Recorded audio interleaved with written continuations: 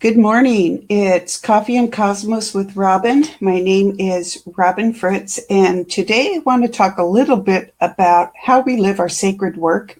And I would invite comments, questions, and I'd like to take some questions for quick intuitive readings. We will do a crystal of the week, and of course, I'll tell you about my upcoming webinar series.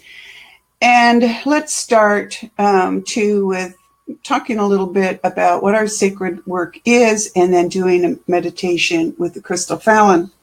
So again, welcome. It is always my honor to be here to join the Om Times community, to share what's going on in a place where we can share what's going on together.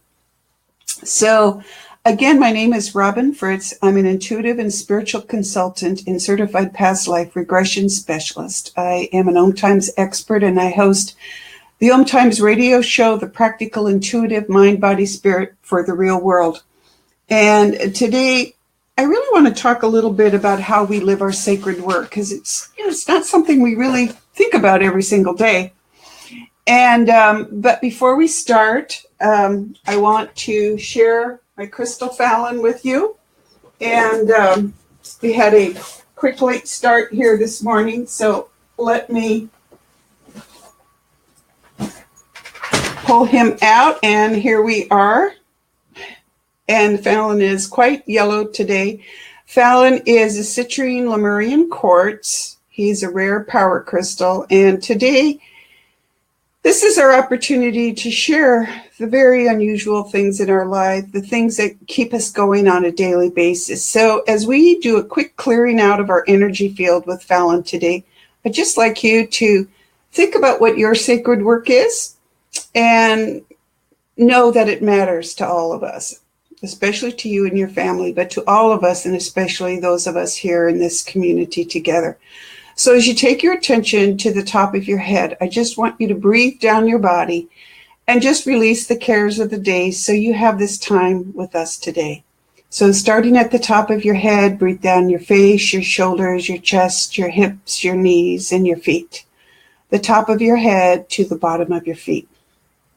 And just feel the connection, right? And just feel your body relaxing. Feel your energy getting perked up with this boost of healing light, and just let that light in if you're willing to experience it. Imagine it as Fallon, as this gold ball rotating at your feet, and as it moves up your body, just feel that light. Hear him talk, see pictures, just know that he's with you, however your intuition works most strongly. So moving up from your feet, past your knees, your hips, your chest, your shoulders, your face, and the top of your head, your crown chakra, which is wide open in connection with Fallon and all of us here today in the Om Times community. So again, I'm taking quick questions today for quick intuitive insight into an issue you might be experiencing. But I'd like to talk briefly about how we live our sacred work. I know it's not like we get up every day and we say, oh, I'm going to be going out and living my sacred work. We're really busy. We have a lot going on, and we're very practical people, right? Because we have to be. We have to earn a living. We have to take care of our families. If you're doing what I think is the toughest job of all, which is raising a family of young humans, you're really swamped. You're really busy. And but we are actually going about our day, no matter what we're doing, no matter how routine or even unimportant it may seem to us, because, it's just an ordinary day, right? But we are actually going about our day every day, living our sacred work, and sometimes it's hard, but it's really important right now, because we're all becoming increasingly aware that the world is in a state of flux, that things are rapidly changing around us, and that we're being pulled between extremes. And sometimes we just need to stop and think about who we are and what we're doing in the world and why it matters, because you have to know how important you are, each person, each one of us, how important we are to the world. And we need to really recognize that. And that leads us to talking about our sacred work. So I think our sacred work is taking responsibility and understanding that we all live in community, and that the only way that a community succeeds is if we are all responsible for our choices to ourselves and our families and to our community. And I'm going to talk about this in depth this afternoon on my radio show because I'm going to talk about when getting angry is sacred work and why that is and what fear does to our brains and why that may be planned and how we can change that up, how we can take a charge. Oh my God. Babysitter, yes. Melanie, oh my gosh, yes. Well, thank you for joining us today. You work as a correctional officer. Judy, good morning. Thanks for joining us. I saw your post on Facebook, Judy, and don't let those creepy people get you down. Sometimes other people just don't know how to control their surge of emotion. Thank you all for joining me today. So, and good morning and good afternoon, or wherever you are in the world. I'm so glad that you're joining me today. I hope you're joining live, but I do hope that if you can't, that you pick up our feeds in the archives here. So, this afternoon, I am going to talk more about fear. Thank you, Cheryl. That is so great. I really appreciate you. I try to work hard on these broadcasts, and I'll tell you in a minute why today is a little discombobulating. If that's even a word, it's one I've used all my life, and I kind of like it. It's a weird word, but it has strange feelings. So this afternoon, I'm talking about when getting angry is sacred work, and it really is. And yes, I'm glad. Thank you, Judy. I'm glad you're better.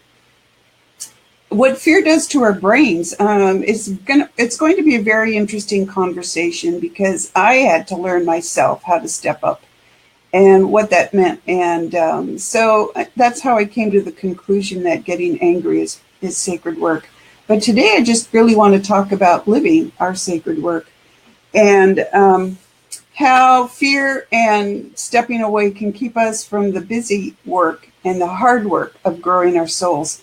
So part of our sacred work is coming together in community like this to share and to explore, or it's safe to talk about things that worry us, that puzzle us, or that we're just curious about, right? Because, you're welcome to type in anything you want. We can try to explore your topic here today. I'm always happy to explore on my radio show and always happy to take notes and bring up the topic you want to talk about next week.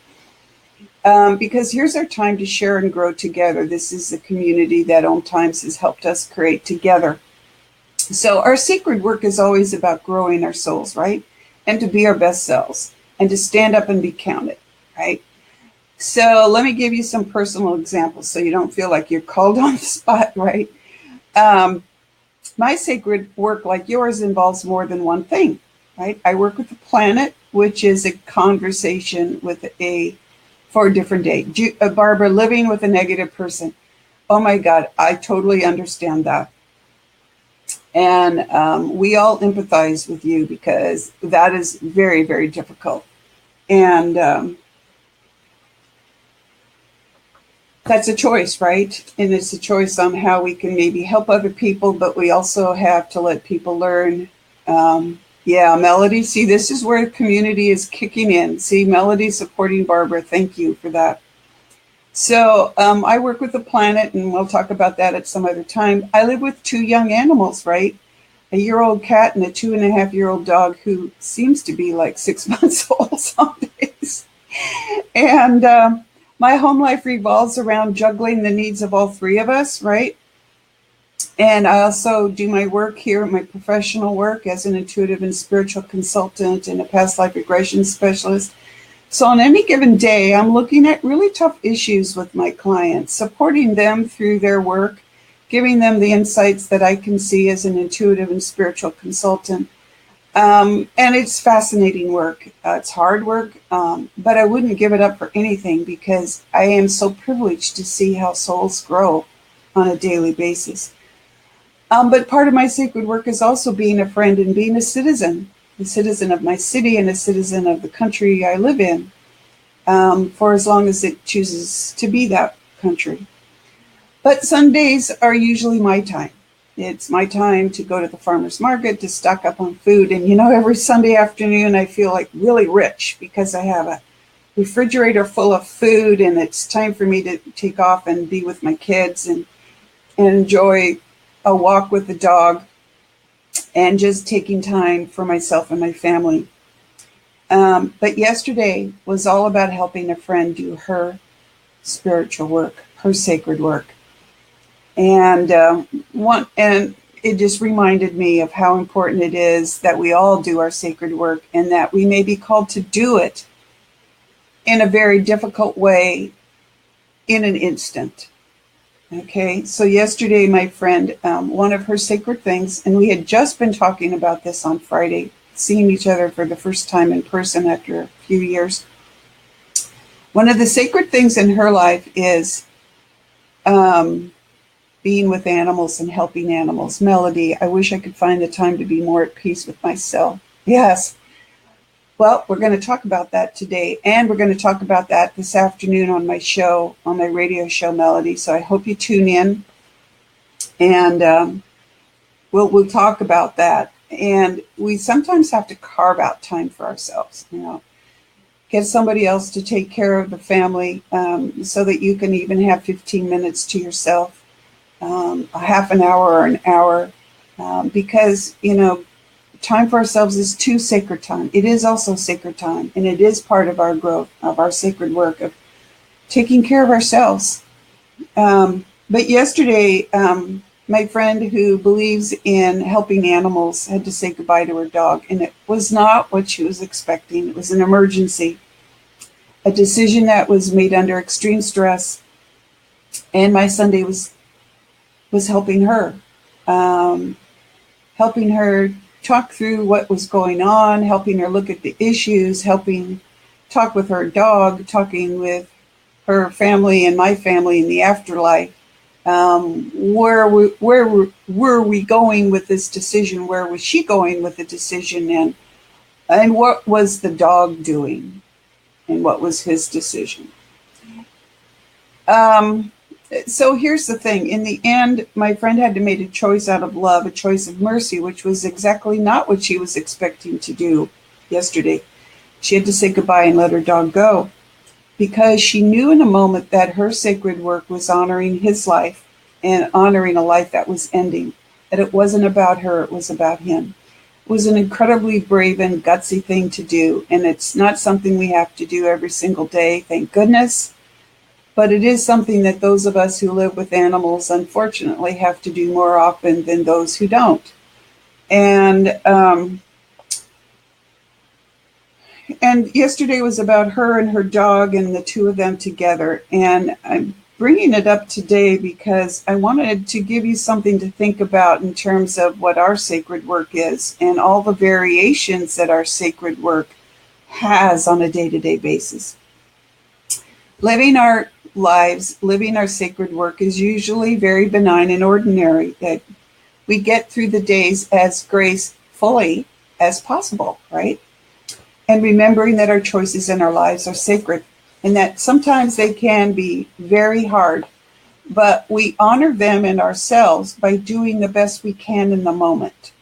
And that is our sacred work every single day. We do the best that we can in the moment. That may mean that we're sometimes short-tempered, and I'm the first one to admit it, and my kids will tell you, sometimes she has a temper. I do. And I'm learning to not have such a bad temper sometimes, but you know what? I'm human, and we all are, and we all understand where we're best at and where we make mistakes at, and we learn from them and we grow from them. And so I hope this just gives you an idea that every single day is sacred, that every single day our sacred work steps into our lives and we honor it by doing the best we can. If it's an ordinary day, great, and making those ordinary moments sacred. So, Melody, get a babysitter, um, make someone else responsible if you can for a few moments. I know that that may seem pie in the sky, especially if you're a caregiver. Oh my gosh, I'm so sorry. Yes, Melanie, that's really hard. And I honor the work that you're doing there. It's, you stepped up to the plate, right? And that's your sacred work in that moment. And we sometimes think our sacred work is just here in this little moment, and it's the life we carve out for ourselves, and it goes from day to day. And on Sundays, I get groceries and spend times with my family. And at other Sundays, like yesterday, I'm there for somebody else who has an emergency and who needs to talk it out, right? Because we don't live in isolation, we live in community, and we step up to do the best that we can on any given day. And it isn't always easy. But when you make a choice about whatever you're going to do on that particular day, and again, we have a lot of routine, it's doing the best we can in the moment, and that's sacred. And I hope that you can take that with you for today in thinking about how that's going. Um, Melanie, I just want you to know that I did, I am open to doing quick readings for people today. We're kind of running short on time, but I just want you to know that I just heard this baby. Um, I'm pretty sure it's the baby that you're taking care of.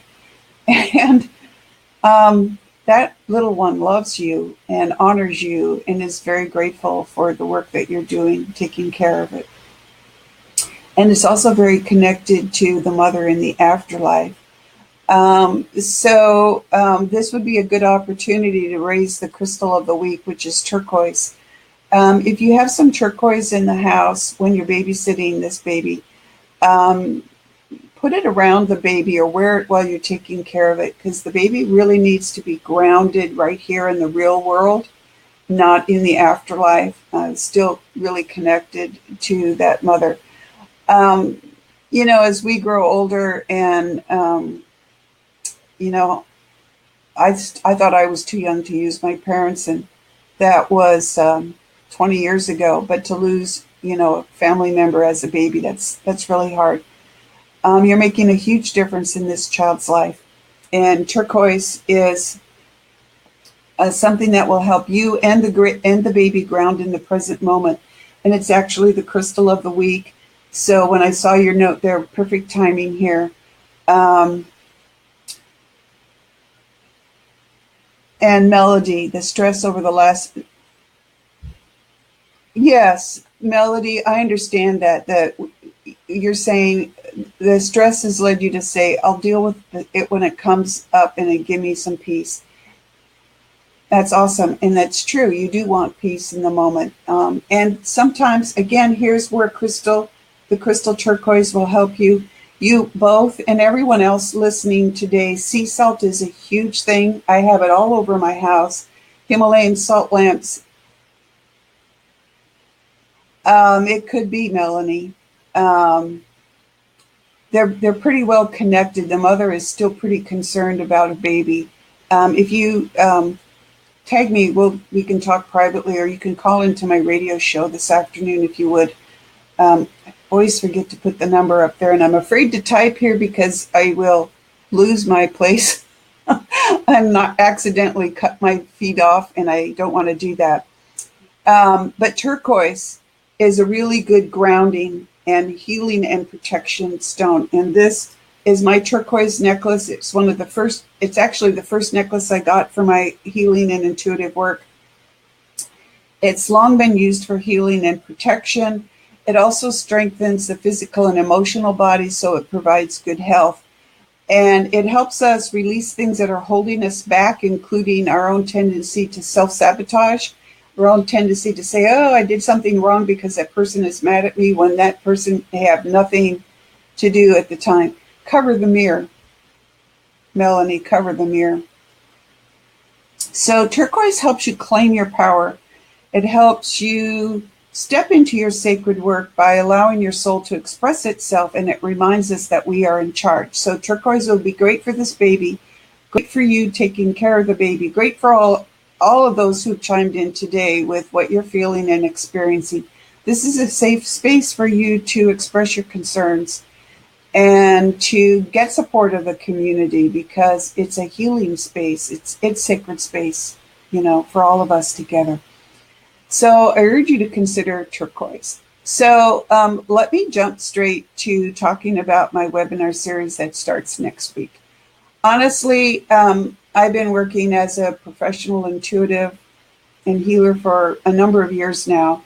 And the most important thing that I learned on my own, which is why I now teach it, is our energy boundaries. And I know I talk about this all of the time.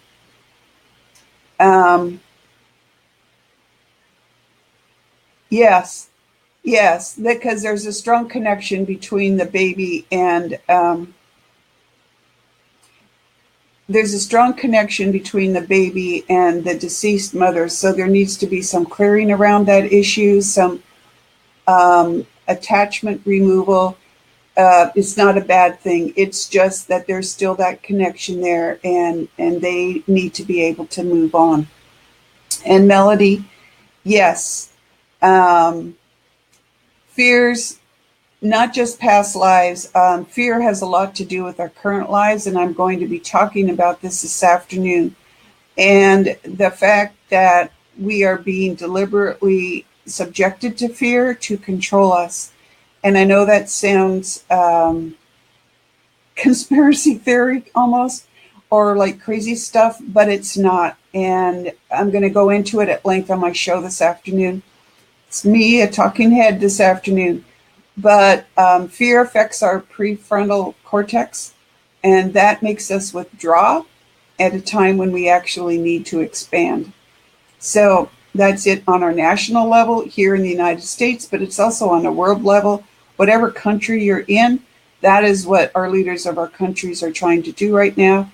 And it's because of a whole lot of things. But historically, there are people who are in charge of running governments and in charge of other people, whether they're given that power or whether they take it. But, we're at a time now where we're becoming more individualistic, and that makes it harder for others to control us. But it also means that there's more fear in the world, because fear is how we are controlled. And that's, again, why I want to talk to you about energy boundaries, why I want as many people as can, and I've really limited the workshop. It's a webinar series, starts on March 20th, at Tuesday at 6 Pacific time. I'd really like it if you could join live. That makes it 9 o'clock on the East Coast. I'm hoping between the West Coast and the East Coast of the United States at least. I know for those in Europe, that's going to be bedtime.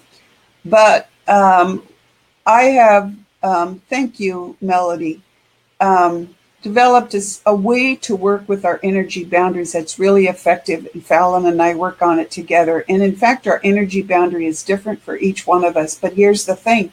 We haven't paid attention to it. We don't know what it can do. And so we're not tapping its effectiveness. And in fact, because we're not aware of it and haven't worked with it, it's really not in a position for most of us to actually really support us like it's supposed to do. So I have a series of exercises, a series of working with each other, talking about it, and then everybody gets to work one-on-one with me. That's why I'm limiting the class attendance, because it's a 5-hour workshop spread over 5 weeks. But in between time, we're going to have a Facebook group, and we're going to be working with me one-on-one and with each other. So at the end of that 5 weeks, you'll be amazed how strong your energy boundary is and how much more acute your intuitive and healing abilities are, because without a good energy boundary, we can't really tap those abilities as well as we could. And our fears and the things that bother us on a daily basis, those we will be able to handle better, because we will understand what's affecting that and how our energy body works. Our energy body is really our biggest and best thing, our thing that supports us in making our way in the world. So you're out there, Living your sacred work every single day, your energy body is what helps you. Probably the mother, Melody, probably the mother. Um,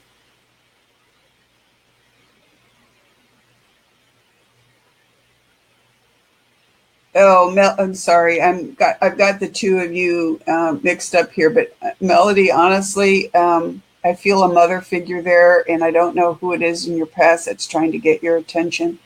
Doesn't feel like a bad thing. It just feels like, hey, wake up, pay attention.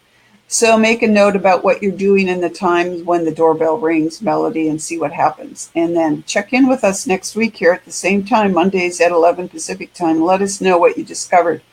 Maybe it's just, hey, wake up, and what are you thinking of at this particular time, and how is that contributing to your soul growth at this moment? And there's so many little things that pop in on a daily basis to remind us, yeah, I was actually wondering if it was a grandmother figure. So very well could be. So sit down and have a conversation with her, like, hey, what do you want to tell me, right?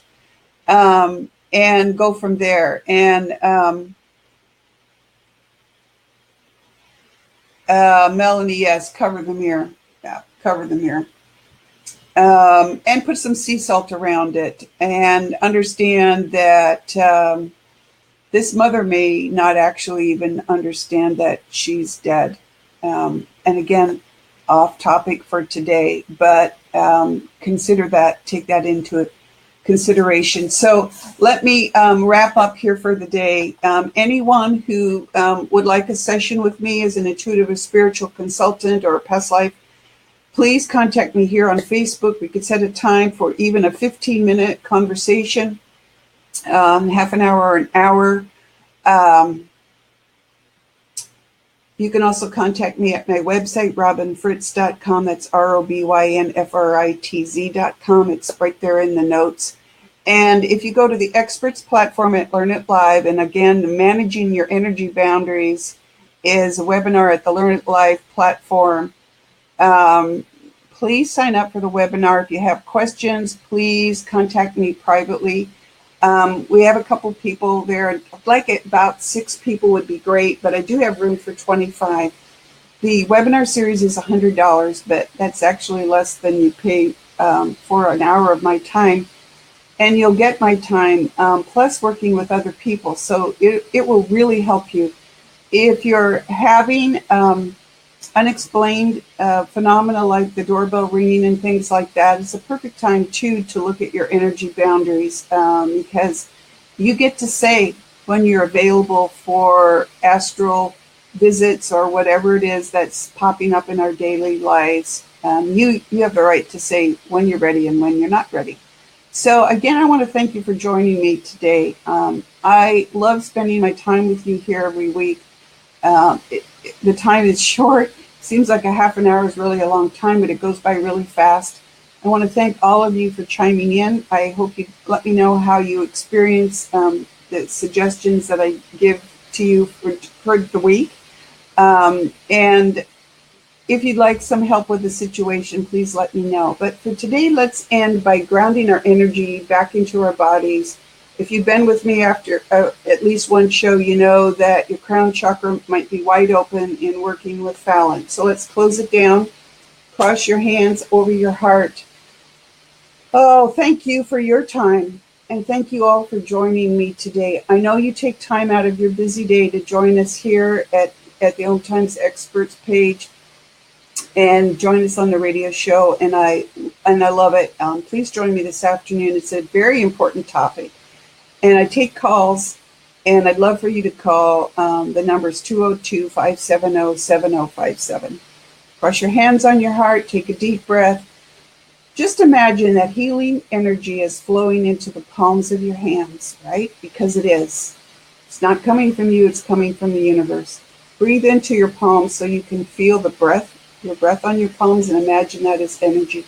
And then cross it back on your heart. And just breathe that in. And know that you're giving healing energy to yourself. First and foremost, we take care of ourselves, right? because that's how we become our best selves. That's how we do our work in the world. Thank you for joining us. We'll see you next week. Join me on my radio show this afternoon, OwnTimes.com radio, the practical, intuitive mind, body, spirit for the real world, 2 Pacific time, 3 Eastern. Take time. Thank you.